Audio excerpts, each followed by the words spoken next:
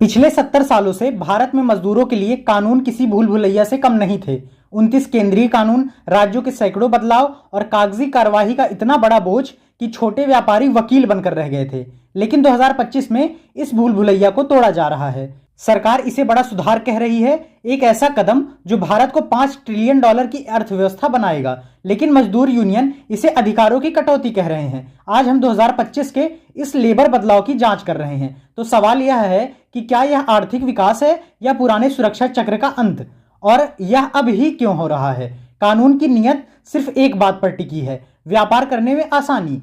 छोटे और मझले उद्योगों के लिए इन कानूनों का पालन करना जानलेवा साबित हो रहा था। मजदूरी क्या है जैसी परिभाषाओं को एक जैसा करके 2025 के कानून अदालती चक्रों और दफ्तरी काम को कम करना चाहते हैं। मकसद यह है कि भारत पुराने लाइसेंस राज से निकलकर दुनिया का कारखाना बन सके। लेकिन जैसे जैसे कानून की पेचीदगियां सरल हो रही हैं, उसके अंदर मिलने वाली सुरक्षा भी बदल रही है। भारत के इतिहास में पहली बार 2025 का सामाजिक सुरक्षा कानून गिग और प्लेटफॉर्म वर्कर को कानून के दायरे में लाया है। अब ये करोड़ों लोग अदृश्य नहीं रहे, बल्कि उन्हें पहचान मिली है। यह है सामाजिक सुरक्षा कोष। इस ऐप पर काम करने वालों के लिए मातृत्व लाभ, बुढ़ापे की सुरक्षा और चोट लगने पर बीमा का वादा करता है। लेकिन क्या यह वाकई एक सुरक्षा चक्र है या सिर्फ एक खोखला वादा?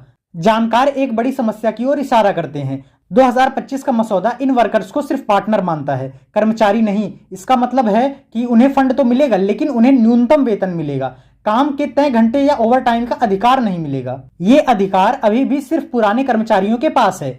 यही टकराव की वजह है। मजदूर यूनियन का कहना है कि 2025 का यह बदलाव पूरी अर्थव्यवस्था को दिहाड़ी जैसा बना देगा। औद्योगिक संबंध कानून के तहत सरकार की अनुमति के बिना कर्मचारियों को निकालने की छूट की सीमा अब भी बहस का विषय है। यूनियनों का तर्क है कि इससे तय समय की नौकरी का चलन बढ़ेगा और पक्की नौकरियां खत्म हो जाएंगी। 2025 की इस आखिरी समीक्षा में हड़ताल करने की ताकत को भी कम कर दिया गया है। कानूनी विरोध के रास्ते को लंबा और कठिन बनाकर आलोचक कहते हैं कि यह कानून न्याय के बजाय औद्योगिक शांति को ज्यादा अहमियत देता है।